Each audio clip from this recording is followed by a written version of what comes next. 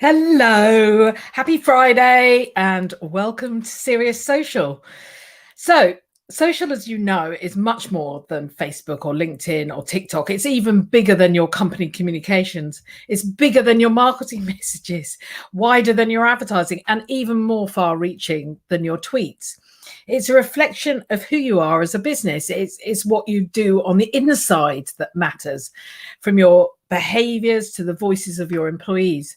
There is nowhere to hide when it comes to social, and you certainly can't use social media to plaster over the cracks. It's time to talk about why culture eats social for breakfast, just stealing from Drucker there.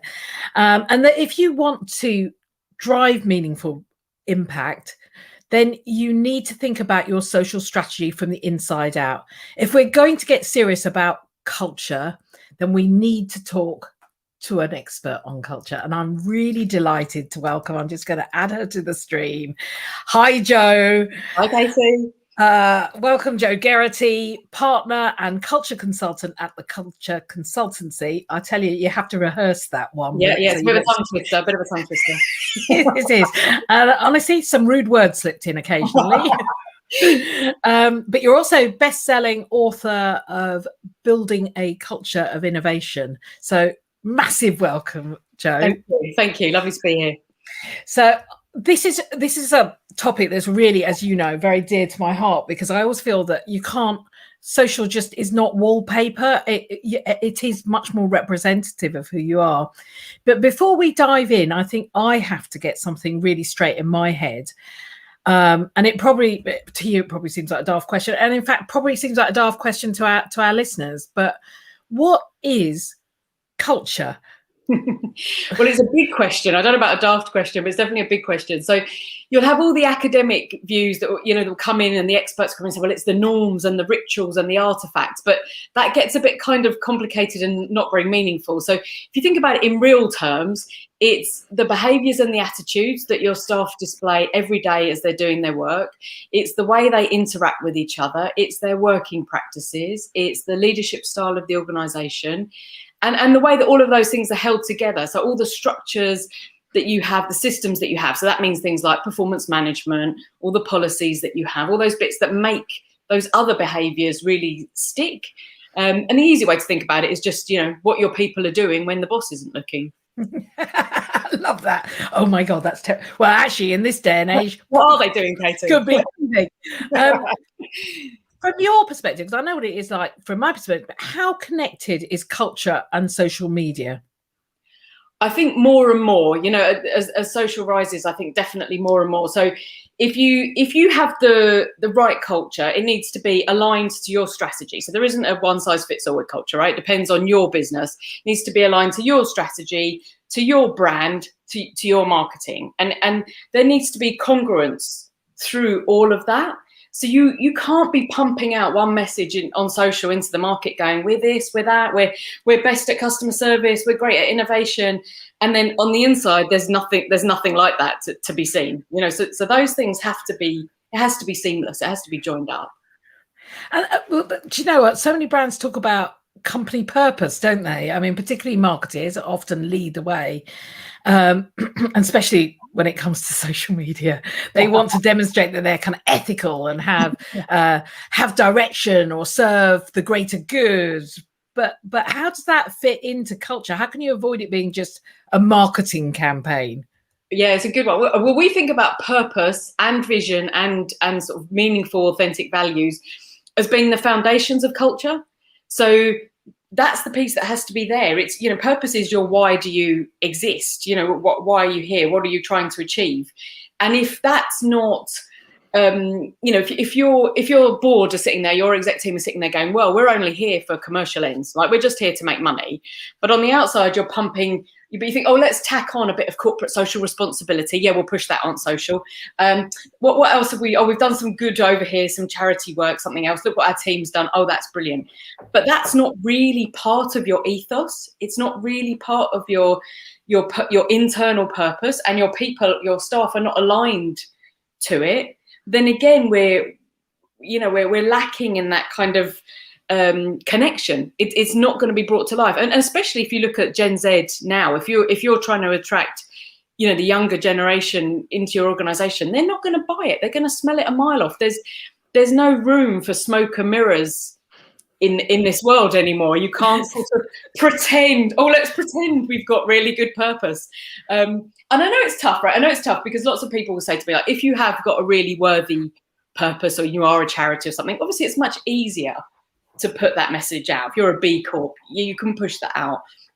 And I think if you've always been traditionally very commercial, you just need to flip it on its head a bit. I'm not saying, I'm a businesswoman, so I'm not saying don't make money, but I'm saying how could you create profit through purpose? Try and flip that internally to align people, and then again you have that authenticity. And because it's so true. I think that the word authenticity and transparency are just bandied about.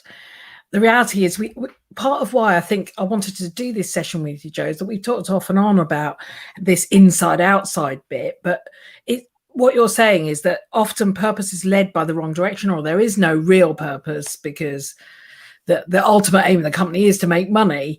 And in fact, the really sad bit is that recent research just shows that only 4 in 10 employees can actually describe to others what they actually do. So it's even more basic. And they don't even know what their goals are. And only 3 in 10 employees are deeply engaged with their companies. And there's a mismatch that then is sort of obfuscated on social.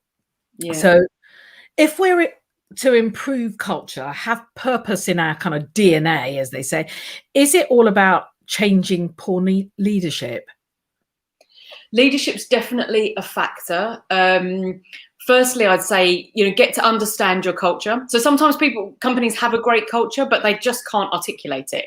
They couldn't really tell you exactly that point. People go, well, it's great and we're doing really well and it's lovely to work here and our clients love us, but what is it? So we do a lot of cultural audits. We assess cultures, we go in and we sort of unearth it. What really works? What are the enablers? What are the drivers of this great culture? And if there are inhibitors, then we unearth those as well. So we'll say, well, actually, you might have pivoted, you might have changed your strategy, you might have merged with another company and that shifted the business. That means that you've got to change your culture. You've got to change that direction. And what used to serve you well might not serve you anymore. So really understanding what's the as is, what's your culture today, and then you can look at it and say, well, is this the right one? Is this fit for purpose? Because we want to get over to in this direction. This is where we're heading. Do we actually need a different culture? Do we need different behaviors? A good example, if you suddenly say, well, we want to drive innovation in our business, but you don't have an innovation culture, you're going to have to do more than just plaster that on the wall, or go out on social and go, we're an innovation culture.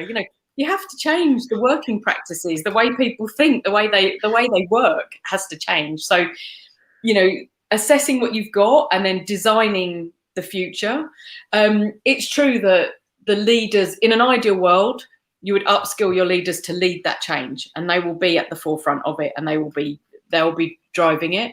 And especially now, post-COVID and the rate of change we've got, those leadership skills are changing. The leadership skills of the future are much more about sort of empathy and adaptability and horizon scanning and these things than they ever were before. So leadership's a big part, but really sort of delving into your culture is another piece of that. Leadership is a really interesting question for me, because is that leadership of the teams, or is this fundamentally something that has to be led, and that's not just run by, but led by the boardroom? In an ideal world, yes. I've been doing this for over 10 years now. So, there was very much at the beginning that sort of the board would get together. This is what the culture is going to be. And then it would be cascaded by comms coming down the organisation. And then they would sheep dip a few people over here and sheep dip a few over there. I mean, the world has changed a lot now. Nobody wants to be sheep dipped for a start. So you've got to work much harder. I love that. Sorry. No, I just have this vision of all these employees queuing up to be dipped in the business culture. There you go. You're done. You're in the new mold. It's much harder because people, your staff see straight through it. So you've got to engage them in the need for it. You've got to pull them into it. So why are we doing this? So we've seen a bit of a shift in that. So in an ideal world, yes, it would be much quicker. It would be much easier if the leadership team were fully on board and leading it. However, we've seen a big shift in the last few years of divisions in especially in corporates just getting on with it, because quite frankly they can't wait for the top team to move, and we're almost creating movements within organizations. So one division will say, well, we want better results at the end of the year, we want our staff to be more engaged, we want to hire the best talent. And what you're seeing is they're creating their own hub within the organization. And then people are sort of trying to move in because they're like, well, we want some of what's going on over there. And then the next division will say, well, do the same for us. And we're sort of creating a movement, more of a team-based embedding across the organization. And the hope is obviously you reach critical mass and it eventually pushes upwards. But see, I love that for two reasons. One is it becomes a groundswell from anywhere that can change culture positively. You can also do the other way, but anyway. And the second is it empowers CMOs. It empowers a department who often is sort of satellite to the main body function of the everyday to actually drive change. And that's the bit that I think when we've spoken before about it gave me some hope that, in order to have this inside out view, that can be actually driven by the marketing department. We don't have to wait for HR and the board or customer service or anything else. We don't have to wait, which should be heaven. If you're in a position to do that, you should do it anyway, because even if you think, oh, well, this organization, it's huge, I'm never going to be able to change it all, the leadership are never going to listen, you can certainly make a difference in your area, and the hope is that you drive that movement and it does expand. But even just creating a really great employee experience for the team that you've got, better results, in the space that you're leading is worth it, right? So yeah, absolutely. Right, so employees have many social platforms on which they can air their grievances, talk about their horrible bosses and everything in between.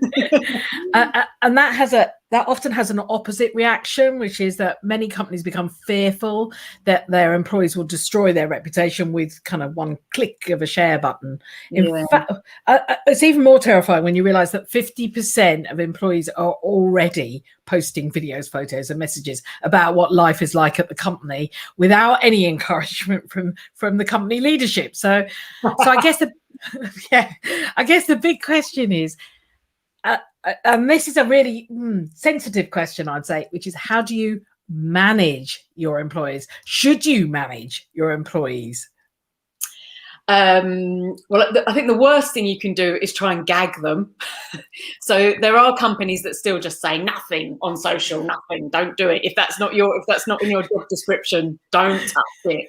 I think that's terrible. I think you've got to set some ground rules. You've got to train people. We have a kind of 4 E's methodology that we use for change generally, but I think it works quite well for this: is educate, engage, empower, and enable. And I think if you're educating people as to what social is, why it's important, how it can be used, you're engaging them, you're empowering them to go out there and do it, and you're enabling them, which is really the training on how to, then you should allow them to do that. And listen, they're going to mess up. Every now and then you're going to get people who mess up. And then that's how the company deals with that and how they respond to it. Just the same way as when you get customer complaints, right? You have to be seen to be dealing with that in the moment, online, right there. And it's the same. But if you don't let people do it, I mean, I'm not saying you should force everybody to do it either. It's not everybody's cup of tea. The best things I've seen work are really where you get pooled content from across the organization, that you get all the best bits that then people are putting out. But yeah, you should let them. And I think if they want to talk about things that are personal to them and they understand the parameters, then you should let them talk about Me Too or Black Lives Matter or stuff that's personal. It's not necessarily about the company. It's how they feel about something. But I think the key is not to go off on a mad rant. The guidelines and the training and the parameters have got to be in place, and frankly, make it part of the culture. I don't know if you saw this yesterday, but Dulux have Dulux has had a little bit of a rogue employee in that its social media manager has been less than kind on social media about their sponsorship of a football club.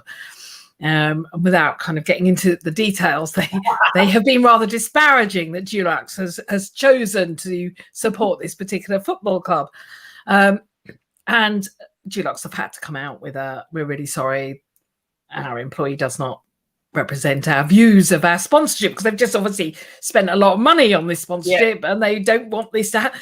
But it is a really classic example of what you've just talked about, which is setting out the parameters, but also bringing, your social media manager should understand, it should be taught and trained. I don't know who this person is, but it feels to me like they were not on board with this scenario. And often what happens for those that are communicating through social, and this was obviously somebody doing so on behalf of the brand, is that they are excluded from these bigger conversations. They're not seen as being important, that they're included in them.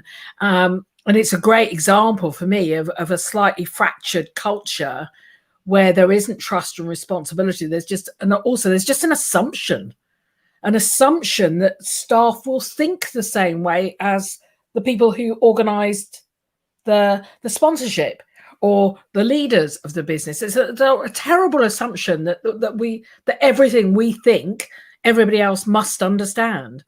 Yeah, and that's that internal communication piece. I mean, trust is a really good point. So especially the way that most of the world is working remotely now, trust is bigger than ever. I mean, you're going to have to trust your people. And I know lots of companies are still not happy. We've got lots of clients desperate to get everybody back in the office because they want to see what they're doing. They want to see that they're working.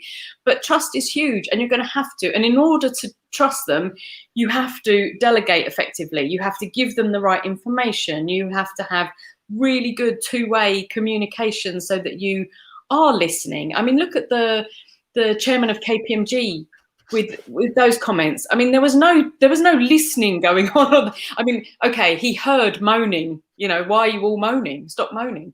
But he wasn't really listening. He wasn't, well, what's going on for you? Why is this so difficult? Where's my empathy? Let me understand, And lost his job. It's a bit like Boris saying, well, you've been furloughed and you've all been working from home, so now it's time to get to work. Yeah. And I think there's a whole question. We all just deflated, even if you didn't feel particularly strongly about it. You just kind of went, oh my God, I'm exhausted. How are we meant to get out? It's just so not understanding. And I don't think, and maybe it's just, I've been around a long time, I don't think this is terribly difficult to be able to read these kind of very big signals, which is people are exhausted, and COVID has had a huge impact on people. And, trust is part of building that bit up again, isn't it? It's making your employees feel like they are part of a unified organization, not just the people who do. Yeah, and it shows that there were cracks in your culture. So a lot of people were saying, well, our culture was really great when we were all in the office. But actually, it was much easier to paper over the culture cracks, quite frankly, because people could pick up bits of information by osmosis. They could quickly go and ask a friend. They could sort of earwig on the boss's conversation to see what is it I'm really supposed to be doing. Whereas now, you need to be an excellent leader. Your managers need to be really skilled at delegating. They really need to be, if you delegate effectively, it's not just, oh, could you just do this for me? You've got to kind of say to people, what am I expecting as an end result of this? Where have I already tried and it hasn't worked? Who have I already spoken to? What do they need to do? Where are the checkpoints? You need to set all of that out. The objectives need to be crystal clear. And that's just showing that it's showing these cracks. It's showing the lack of capability that the organisation had, and now needs to quickly rectify. What if you have a cracking culture and a brilliant company, but nobody speaks up? How can you encourage your teams to be passionate advocates for the business? Yeah, that's a good one. And actually, I often see really, really good cultures, and they don't speak about it. And I think often the people don't feel empowered.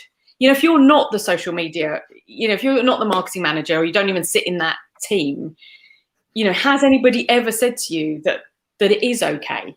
Because you might think, well, part of our culture makes us really good is we're really careful with confidential data. We've got Chinese walls going on in our business. We pride ourselves on being professional, and does this really look professional? So sometimes it's just about giving people permission. There's the training element as well, but it's literally saying, actually, you do know you're allowed. You can talk about this. And often, it's funny in large companies, because sometimes I think they hear more about what's going on internally through social than they do through the internal channels, which can be fantastic. So it can really help innovation and collaboration and co-creation and all those things, because you're suddenly like, oh, wow, I didn't know that team were working on this thing, and we're working on this that would really match really nicely. I'll go and speak to them. But yeah, I think just empowering them and getting them to start speaking up. But again, making them, sometimes the guidelines are to make other people feel comfortable. So where you are sitting on one side of a Chinese wall thinking, am I allowed to say that? Am I not allowed to say that? It's having those processes in place that make it easy for people to do. Yes, because in general, even happy employees are nervous about talking about their own business. I think it's natural. You don't want to say something that might go against the grain. You might not feel fully informed.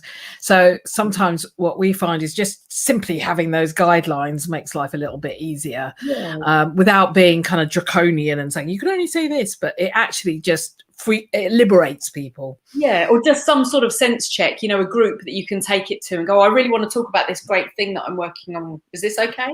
Just some way of sense checking it internally. But yeah, but definitely giving people permission and allowing them, because they'll be thinking, I don't want to be that rogue employee that, causes damage and does harm to our brand. So where's that balance? Finding the balance. Yeah. Exactly. And it's there is really good news in that 33%, so about a third of those that share comments share praise and positive comments about employees, which is quite good, which when you compare it to about 16% have shared criticism and negativity, it's kind of that you, on balance, actually most employees don't really wish to, they're almost driven quite hard to the point where they actually feel that they have to say something negatively publicly. I think at that point you've probably got somebody who's been living quite a lot of frustration for some time. Yeah, and I think at that point you're either, this person probably isn't a good fit anyway. The stage where they're probably not a good culture fit, or their issues have gone, or it's a performance issue that actually should be dealt with the same way, even if it wasn't being viewed by the world on social. It needs to be dealt with as a performance related issue. So. Exactly. Now we've touched on a bit of this, but I do want to just focus again on reversing this scenario rather than how culture plays out in social, but look at how social media itself impacts company culture, because you've touched on a few bits, but it might be nice to bring it together and just say, like, how does social media kind of focus back in on the business? I think definitely having a good social presence and talking about all the positive things that the company is doing, it definitely adds to the overall employee experience, making that much more positive. The employee value proposition, what you're promising to your people that you'll give them, it gives them that pride in where they work, which is really important, and it, more so for younger generations, but I think these days for everybody, to kind of say, I identify with this brand. This is the brand I work for. I identify with this. I identify with what they're doing. It means something to me. It's meaningful. So I think that's really important. I think the dangerous piece is where you do have that disconnect, where the company's pushing out on social the positive, and you're looking around going, I'm not quite sure that's on the inside. But yeah, for attracting talent, all those things would just be so much easier if you've got that external presence sewn up. But I would say just make sure it marries with what's going on the inside. I think in the last couple of weeks, Citrix has just won Employee of the Year, and it was very interesting because if you go and Google Citrix or Love Where You Work, there are two with hashtag Love Where You Work. It's really interesting. Go Twitter it rather. But what you see is not only is they've won this accolade, but actually you can see months and months and months worth of happiness from their employees. And this, I think, is quite remarkable, because Citrix is a cross-culture company. And what I mean by that is that their audience, their employees are spread out across the globe. And an HQ in America or a division in Japan will also have this challenge of a really differing national culture. I mean, how do you give them one, you know what I mean? I won't say culture again, sorry, but one culture. How do you do that? Well, yeah, I mean, that it's always a tricky one, the big sort of global projects. The key really is no company is ever going to change national working culture, right? Trust me, I've worked for some of the biggest companies in the world, and they're never going to change what the working practices in the US or Japan or China or, really are. I mean, even nationally, we have companies that have an office in Hull, London, and St Ives, let's say. Each one of those is going to have a subculture. For a start, you can't go surfing in your lunchtime in 2 of those offices. So there's always going to be that variance. So what we look for is really the red thread piece. The classic kind of stick of rock. What's the essence of it? So going back to the purpose and the values and the building blocks, what's the essence that you want to have running all the way through your organization, no matter whereabouts in the world you touch that? But underneath that, we often allow, we work with the teams, or we allow them to translate it into, but what does it, in terms of behaviors and working practices and policies, what does that mean for your jurisdiction? What does that mean for your local region? I mean, I've seen it go horribly wrong in a few places. We had one Japanese client that one of their values just didn't translate. It was a very specific Japanese word. It just didn't translate into anything, not directly. It didn't directly translate to anything else in any other language. And so you sort of end up with this kind of woolliness of, well, what is that value? And, it doesn't sort of hang together very well. But then someone was reminding me actually about sort of marketing messages. I don't know if you remember, like in the 60s, Pepsi had some sort of come alive with Pepsi type thing. And then when they translated it into Chinese, it said, like, bring your ancestors back from the dead with Pepsi. I was like, so there are things like that you have to be really careful, because one little translation issue internally can take you off on a completely different cultural tangent. But you didn't want to go down, quite frankly. I love that. It just shows you the art of communication, particularly on the international level. Good translation. Requires a huge amount of focus. And actually that's part of that, isn't it? Company culture does, in my view, and absolutely, it is the perfect part of illustrating a company's personality, especially, when it comes to social media. So as we draw to a close, do you have one piece of advice to give? I don't know how you could find one piece of advice, but anyway, I have to ask it, to give CMOs about how they can positively impact culture to be kind of more authentic and transparent. I think the good thing is I've seen lots of more CMOs getting involved. And my one piece of advice is really muscle in. I mean, it's been in the domain of HR for too long. It really is a job for HR and the marketing team together. So, if no one's doing culture in your organization, make it you, lead it. If HR are doing it, muscle in, get a seat at the table and be part of that, and be part of the change, make the change happen. Do you know what, Joe? I could talk to you for hours. I really could, because I am fascinated by this. It's such a big job, and it's the thing that, for many brands, when they think about social media, is the bit that they don't think about. They only think about the communication, but not how the whole organization, that if it was aligned in the right way, could actually be so much more powerful. And I feel like we've just scratched a bit of the surface. I think it's fairly clear culture is the cornerstone of social strategy, and you have to kind of do more than dress the part if you want to be a brand that's genuine and open. And I think that's what our customers want, what audiences want, what consumers want. I think they're demanding this. That's what they mean when they say we want transparent organizations. That's what they're really talking about. But thank you so much, Joe. I'm just popping where I can. I've just put up your LinkedIn profile, because honestly, talk to Joe if this is something that you have a challenge with, because it seems like such a simple thing. Oh, we just need to improve our culture, but actually it is, in my view, it's multiple moving parts, and there is nothing like having somebody who really understands where the pitfalls are, and also how best to structure everything so that you can start your journey to a better culture. So thank you so much, Joe. No, thank you. It's brilliant. And we will be back with another Serious Social. But in the meantime, here in England, the sun is shining, and I hope you have an absolutely terrific weekend. Take care.